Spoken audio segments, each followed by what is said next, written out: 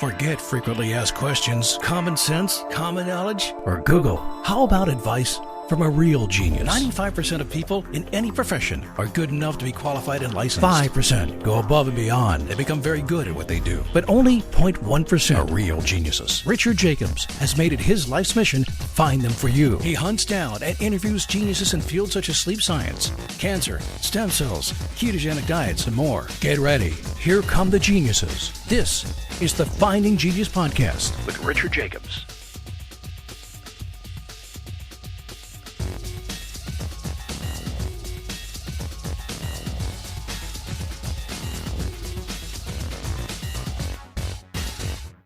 Hello, this is Richard Jacobs with the Future Check and Finding Genius podcast series.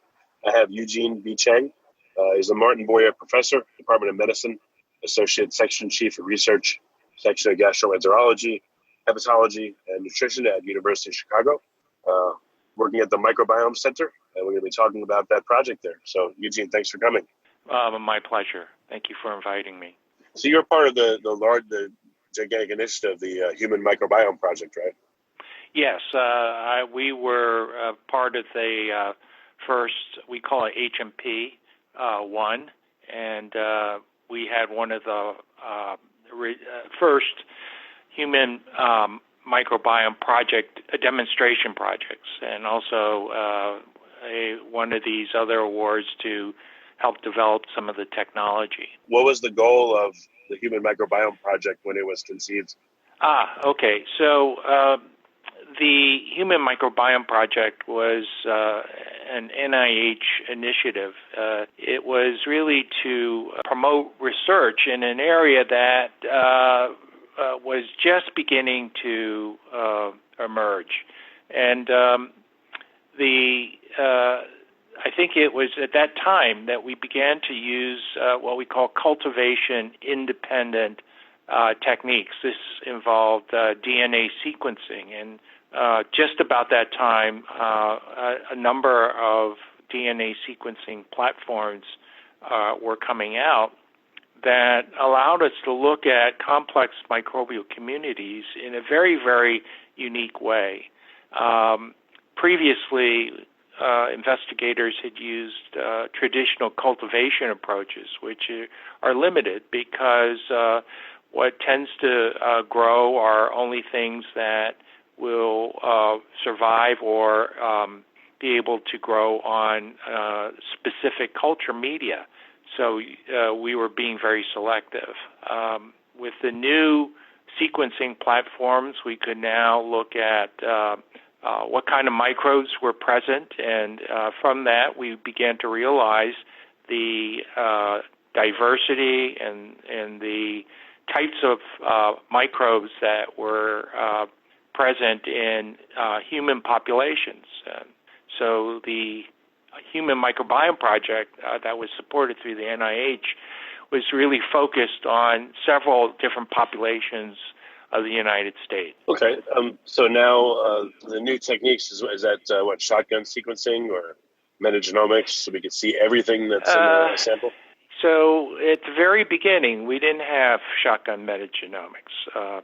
We had the ability to do something called 16S ribosomal RNA amplicon, which is really a technique that looks at a single gene that through evolution and as new populations or strains emerged, we could detect slight changes in the DNA of this particular gene. And by doing so, it became sort of like a fingerprint that we could identify specific taxons in a complex microbial community. And through that, somewhat rudimentary technology at that, looking back on it, we realized that, people, that the microbiome among individuals in a population varied so considerably such that your microbiome would be completely different to the microbiomes of other individuals. And then we began to realize that the microbiome that you had was actually very unique to you and could almost be used to identify you. Just like, a lot of the forensic techniques we use, we probably could have identified individuals through their microbiome, through the 16S amplicons. Metagenomic sequencing really, and actually informatics came later.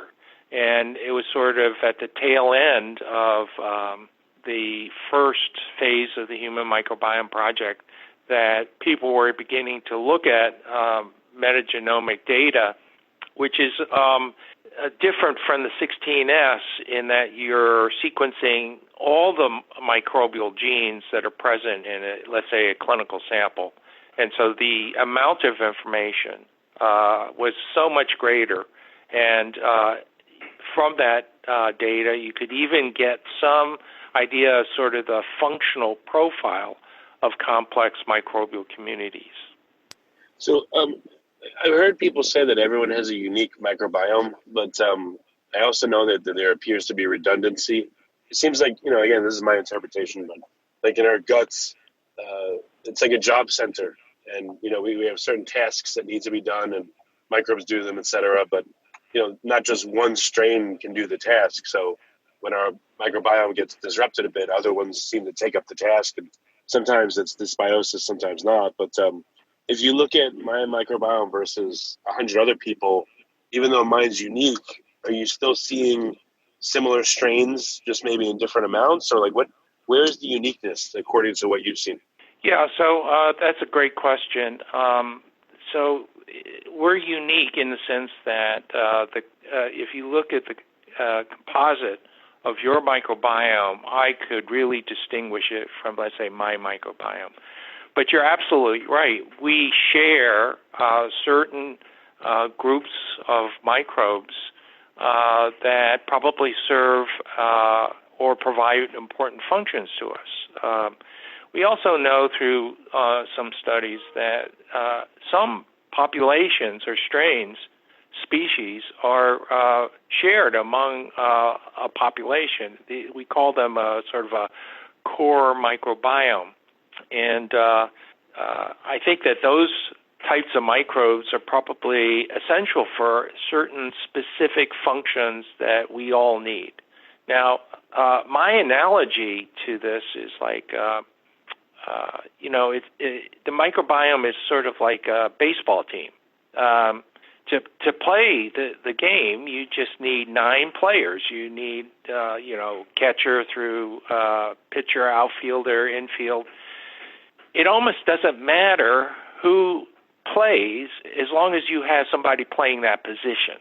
So you can interchange, let's say, people at first base. So I think that the microbiome is like that. There are certain functions that we derive from these microbes, and there are probably many types of microbes that could provide the same function. I like your baseball team analogy better than my job center analogy, but yeah, it sounds similar. Yeah, so it's similar. If you looked at the microbiome again of like a whole bunch of different people side by side, what constitutes uniqueness, in the data? Like, what are some of the things that were similar? What are the things that were not similar? Can you, express that?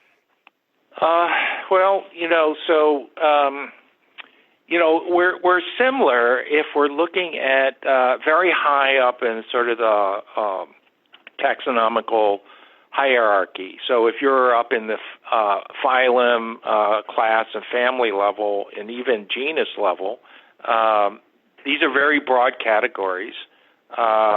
We're similar.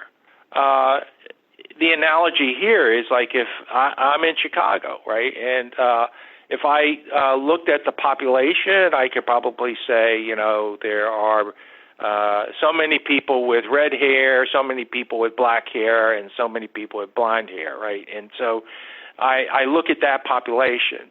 But that level of resolution is insufficient because you can't say that everybody with red hair is the same, right?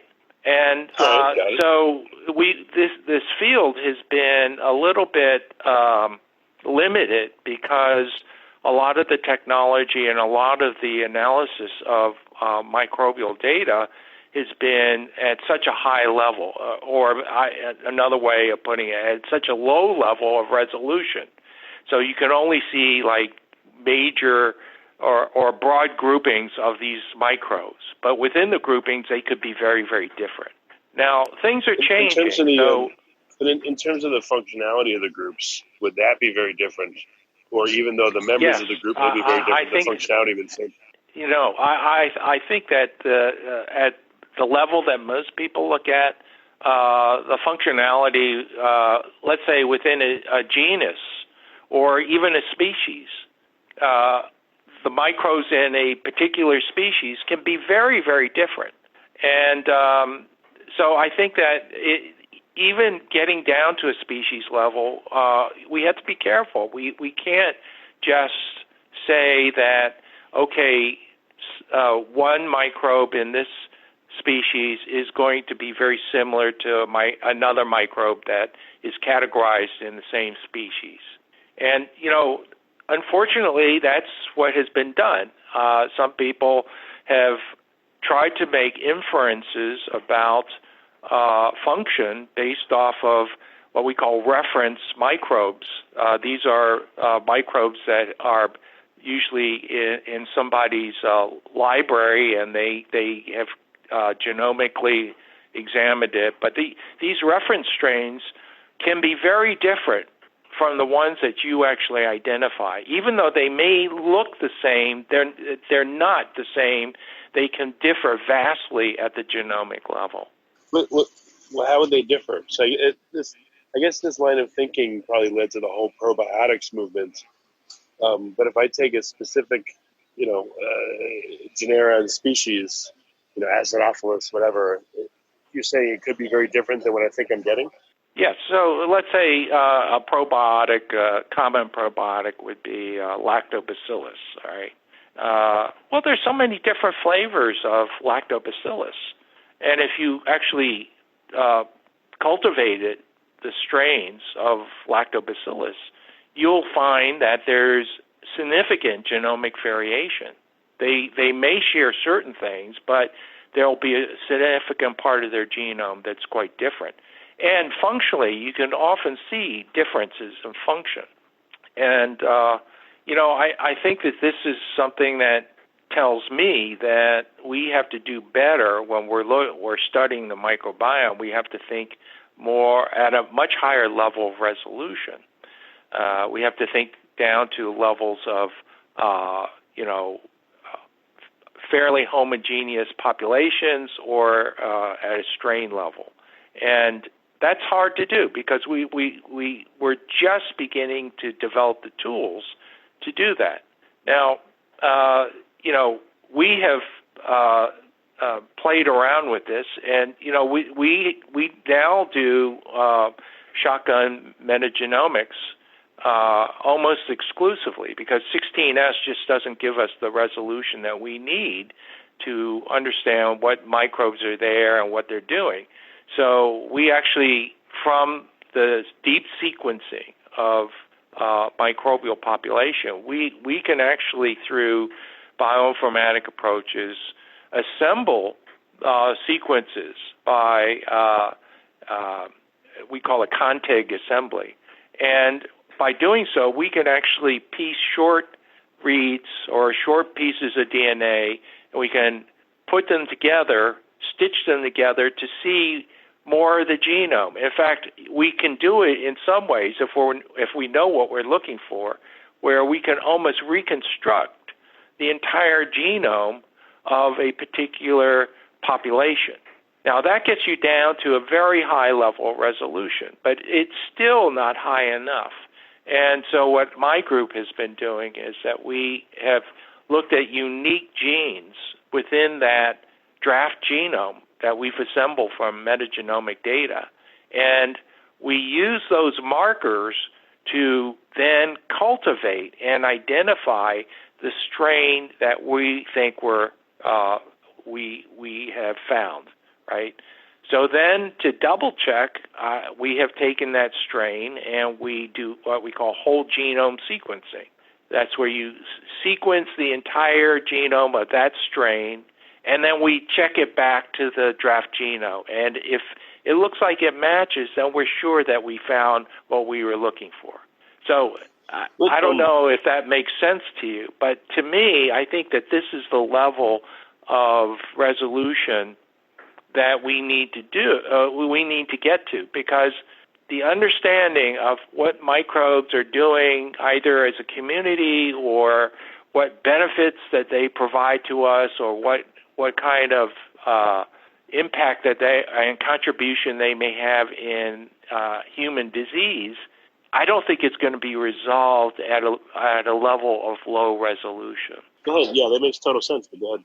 Well, it comes down to another thing, so we're interested in strain level analysis, because if you have the strain, then you could test that strain to actually see what that strain does in, let's say, an in vitro or in vivo situation, so that you can, it's not that you're describing it anymore, you're really beginning to look at whether this particular microbe or this consortia of microbe has a physiological or pathophysiological impact on the host.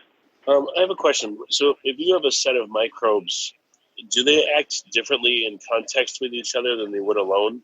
So even if you're able to sequence them down and see their whole genomes, when they're together, do they have like an epigenetic component, or are they trading plasmids and trading genes and if you have a particular bacteria, when it's in a context with other bacteria, does it completely change? Yeah, absolutely. I mean, this is, you point out, I think, one of the challenges to really studying these microbes at a strain level. I mean, they have a certain set of properties if they're all by themselves. Those properties can even change as they begin to replicate and become more populous, right, within a single population. But if you put it in the context of other microbes, a microbial community, their function may drastically change. And then if you put that into the context of a microenvironment or a macroenvironment created, let's say, by the gut, that they may behave very, very differently as well. So it's very complex, but I think that your point is well taken, that if we're really going to understand these microbes, we have to put them back into a physiological context so that we can really understand what are the properties that are being expressed by those microbes at that particular time, what they're doing. Wait, this is a really tough puzzle. So has anyone thought to make a colon organoid, or like a digestive environment, so that you can put in different species combinations and see the interplay? Is such a thing in the works, or is it just too complicated? No, they're in the works. There are several groups working on it. Organoids, I think, are certainly a way to preserve. For example, human-derived organoids from the gut will recapitulate many of the functional and genomic properties of cells from which they were derived in situ. So they become living archives of individuals, and it's a very powerful technology. But most organoids are, not the complete population you would see in tissues in situ, right? If you look at the mucosa of the gut, for example, there are many, many different cell types, and they vary from top to bottom of the GI tract. When you isolate the stem cells, you'll get a certain group of types of cells. These are the lining cells. We call them epithelial cells. But they don't include like the immune cells or what we call the stromal or mesenchymal cells like fibroblasts. And but people now are trying to reconstruct the gut. So they're putting these elements together. So they're co-culturing, let's say, the epithelial organoids with immune cells or fibroblasts, and then they're trying to create a situation where they can begin to test, let's say, host microbe interactions or study host microbe interactions in a more complex physiological model. So we're not, this is still not ready for prime time, but we're getting there. I mean, this is a technology that a lot of people are working on because eventually I think we'll need something like that in order to understand what the microbiome is doing, what the host is doing to the microbiome, and what the implications of those findings are to both health and disease. Now, the other model that many of us use are animal models. We use these, we call them notobiotic mice. So we use mice because many of the inbred mice are genetically pure, so that they're clonal copies of each other. And we, for example, have a very large facility where these mice are born without any microbes, and we call them germ-free. And they are very powerful tools because this is a physiological setting. You have all the components that, let's say, of the gut or the skin or the lung, and then you can interrogate specific microbes, either by themselves or as a consortia or as the equivalent of a fecal microbial transplant. As an example, some groups have actually taken samples from human subjects, fecal sample or endoscopic samples, and taken those microbes and colonized the germ-free mouse, and they essentially get a humanized gut microbiome in this mouse. And while I think that this is a tool that can provide enormous amount of information about what that microbiome may be doing to the mouse physiology, there's always the issue that the mouse isn't a human, right? So if you're looking at, let's say, a human microbiome's effects on the immune system of a mouse, you can only make certain guesses or extrapolations of that data to human physiology because mice are evolutionarily different from humans. But we have been able to learn a lot if in the context and just accepting the fact that there are going to be differences. I think the onus is on investigators to actually take what is observed in the mouse with human microbes and then go back to the human and see if the same thing is happening. And quick question here. Has anyone looked at the morphology of bacteria in our gut, for instance? Like, I imagine them as just like a roiling mass of single bacteria that are completely mixed. But what if the picture is actually biofilms of same strain species, and they literally do have like little niches, and the edges of biofilms interact? Or what does it really look like? Has anyone looked at what's going on? So the luminal microbiome may be like a mixture that's sort of stochastically, or maybe not stochastically disorganized. But at the mucosal surface, we know there's a population of microbes that lives at the mucosal surface that forms biofilm, and this is a much more stable population. And if you look at that population, it isn't disorganized. It is organized in a way that probably benefits both that microbial population as well as the host.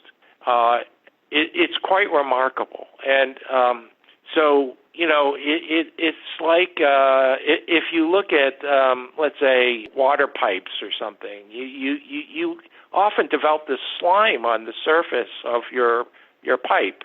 And that slime is not disorganized. That's also, microbes that are in a biofilm that gives them stability, protects them against a lot of exogenous deleterious substances that would harm them. But that population is fairly stable. And I think that in many ways represents what we always think about as being important to our microbiome.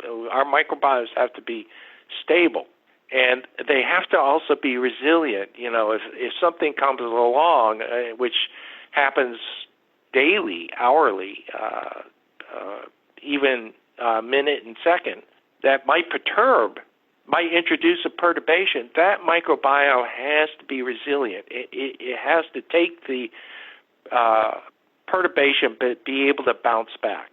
That's a very important property of our gut microbiome. So does the resistance to perturbation hint at biofilms or some other complicated structure? So I think it's complex. It's complicated. I think there are multiple factors. Biofilm may play some role, but it is interesting about these microbial communities. They assemble in a way that they sort of select which microbes they want to be with. There's some mutualism among those microbes, and they band together. And by doing so, they develop a network that is very stable, and they often support themselves. If one starts to go down or becomes less fit, the other one will take over or provide what is needed to keep the other population going or to come back. And but that kind of resilience is not just among microbes as a community.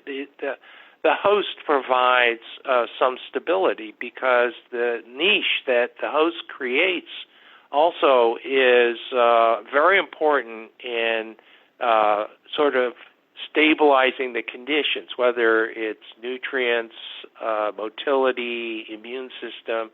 But there's this continuous dynamic interplay of environmental, dietary, host and microbial factors that impart the stability of the microbiome. Now, stability can relate to what we call diversity, how many flavors you have in that population. But and people then equate diversity to a healthy microbiome. But I argue that is not the right definition of a healthy microbiome. We have people walking around who are perfectly healthy, and they have low diversity microbiome compared to another person who also is healthy, who would have a more diverse microbiome. So I don't think diversity defines a healthy microbiome. And now you might ask me, well, what defines a... Right. Pardon? Right. That's what I was going to ask you. Diversity of strains probably means nothing. It's the metabolomic summit or, the functionality of it. Yeah, I think that diversity is overrated. You do need some diversity. I have to concede that. But it comes back to like the baseball team analogy. You need 9 players to play the game. If you have, 50 players on the bench who can play those positions, yeah, it's great. It gives you a little bit more diversity or a little more flexibility if somebody is injured. But there's a certain point where you don't need 10 people who play first base. Diversity is good, but you don't need 10 backups for first base. You could probably get away with just one backup. And so having a lot of diversity doesn't mean that you're healthier. And so I think that's an important principle. Now, that being said, I think defining what a healthy microbiome is a very, very elusive target. I don't really know how to define it. I'm beginning to think about ways to define a healthy microbiome, but I don't think it's through defining diversity. Why would someone have unnecessary, excessive diversity in the first place? If you think about it, like, what would cause that? So, okay, maybe no correlation to health, but like, what happens? Remember the show Bizarre Foods with Andrew Zimmern? He goes around the world eating foods, and I when I watched that show, I thought, man, this guy must have the most diverse microbiome on earth. Yes, he must have an iron stomach. Some of the stuff I've seen him eat, I just can't imagine could be good for you. Well, what do you think has happened to him over time? It would be interesting. It would be interesting to see what his microbiome looks like. But I would say that there's a certain point where the ecological niche, whether it's in the lung, gut, skin, just can't support that many types of microbes. And frankly, I think that what I would consider a healthy microbiome is probably something that is necessary, a microbe. People call it a keystone or foundational microbe that sort of is like the tall trees in an Amazon rainforest, for example. If you cut down the tall trees in the rainforest, everything underneath it dies because that ecosystem depends on the shade and retention of moisture of these tall trees. So these are foundational microbes that, if they're there, they often provide the nurturing environment, or they contribute to the nurturing environment that then brings in other types of microbes to sort of form a community.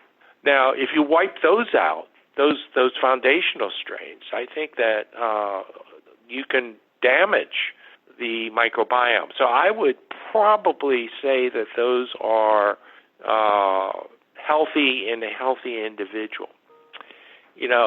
That being said, states of health and disease, they're the same ecological principles apply to both cases.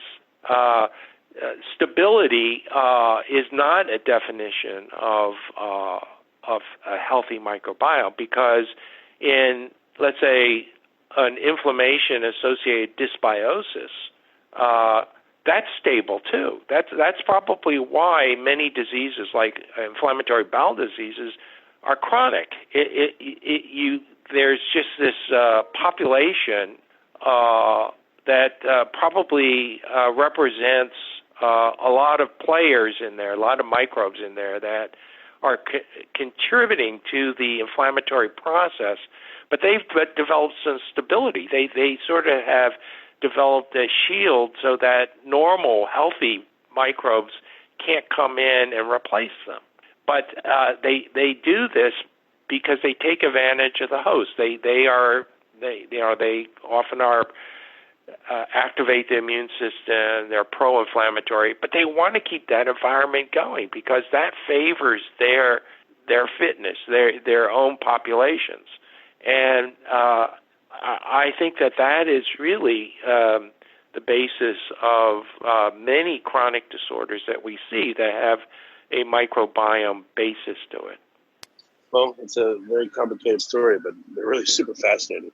So I know we're short on time. Last question. So what do you think is on the edge of breakthrough in terms of understanding, either through your lab or other labs you've seen out there? Anything close?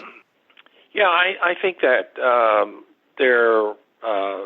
I don't know that we've made any breakthroughs yet, but I think we're working on some important questions. And so I'm a physician scientist.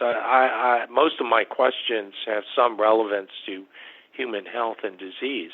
But in order to understand what the microbial population is doing in the context of health and disease, I think we have to understand fundamental principles of how microbial communities come together, what makes them stable, what makes them resilient, and that is where I think our lab is.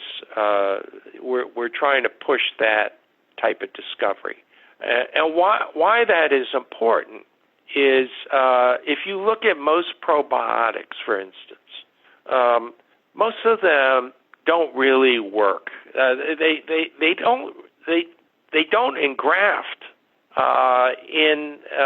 when you ingest these probiotics. They don't stick around. You can't detect them in the stool, for example, and so this is an example of how a non-resident microbe has a hard time breaking into an established community that already has formed a network that's very stable and very resilient. That network is always going to resist any newcomer. So if you understand that principle, then the thing to do is that you figure out a way where you can sort of reset that established community, whatever the interactome is among those microbes. If you can perturb it, let's say with antibiotics, with a brief course of antibiotics, you sort of reset the stage, then I think the chances of a probiotic or fecal microbial transplant is more likely to engraft and be sustainable. Okay, so if you look at most of the FMT studies, a lot of the ones that are reported in the literature are a single FMT application. Others have done more recently sequential FMT applications, but they try to do it on top of what is already there. Now, it works for C. diff because what happened in C. diff is that you've wiped out all the rest of the microbes. There's very little that can compete with it. C. diff is a wimp. It can't compete against a whole population of microbes. But if you look at IBD... C. diff is there just in low amounts, right? And when people are sick, it just goes into predominance. It's not like it's not there because at all. It has no competitors. It has no competitors. But it is normally it's outcompeted by other types of microbes. It like I say, it's a wimp. But if it's by itself, it's flourishing and it's causing its effects. But you put in a complex microbiome, an FMT, it will disappear. Okay, gotcha. Okay, and very good. And that's why FMT works in C. diff. We used to just give more and more antibiotics. I think that just made the situation worse because you basically need that normal microbiota to come back. But if you keep on giving antibiotics to kill the C. diff goes into a spore form and then becomes resistant to the antibiotic, and it waits it out until you stop the antibiotics, and then it'll come back. It seems like a better protocol would be, this is just my theory, sequence someone on a regular basis, once every 6 months and then when they get sick, sequence them again and see what's changed, and then utilize a series of selective antibiotics, either from phages or from, lysins or whatever it is, and restore their previous bacterial state in their gut by doing so. Yeah, I think that something like that, so that's what we're working on right now. We're trying to sort of break the stability and resilience of population so that when you introduce new microbes, they're part of the reformation of the microbiome, and they get integrated into the microbiome, and they're essentially accepted. So I think that this is really, in part, the way that we're going to make probiotics or FMT more effective and sustainable. So makes sense. But there are other ways to do it. But I would just say that these are the types of things that we're working on, because our group is really interested in understanding how we can or what we can learn from the microbiome in order to develop better biomarkers of, let's say, risk for disease or as monitors of health. We're interested in looking at microbes and their metabolites and products that they make, small molecules that they make, that may have biotherapeutic properties. And so I think that there's a lot of discovery to be made. To me, the microbiome of the gut is like the Amazon rainforest. There's a lot of discovery there, and some of that discovery can be leveraged to, developing new therapeutics or new ways to prevent disease. Well, that's great. I mean, it's awesome. It's complex, and it's a big fundament of our health. So yeah. Eugene, what's the best way for people to learn more? I mean, there's so much to learn, but how can they get in contact or look at HMP1 or your current work? Well, we have a website.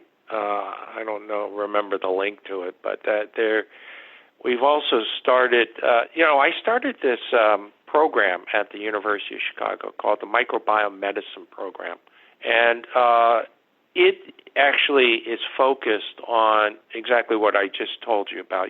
Developing biomarkers and developing a library of, quote, healthy strains, and looking at small molecules made by these microbes that might have therapeutic benefit. But my feeling is that microbiome medicine is going to be a discipline in medicine eventually. I mean, if you think about it, the gut microbiome is another organ of your body. It is absolutely essential for your health. It communicates to other organ systems and processes in your body. You can transplant it from one individual to another, and it can be rejected if the match is not good by the recipient. So it's an organ in every way that you would define an organ. So I think what we're going to see is sort of this microbiome medicine, just like we see hepatology, as the liver as an organ that a discipline is built around, or pulmonary or kidney. The microbiome, particularly the gut microbiome, is going to be just like that. They're going to be experts. They're going to be physicians that really understand and maybe practice microbiome medicine.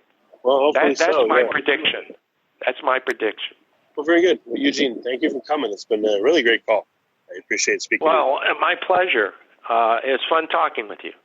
Forget frequently asked questions, common sense, common knowledge, or Google. How about advice from a real genius? 95% of people in any profession are good enough to be qualified and licensed. 5% go above and beyond and become very good at what they do. But only 0.1% are real geniuses. Richard Jacobs has made it his life's mission to find them for you. He hunts down and interviews geniuses in fields such as sleep science, cancer, stem cells, ketogenic diets, and more. Get ready. Here come the geniuses. This is the Finding Genius Podcast with Richard Jacobs.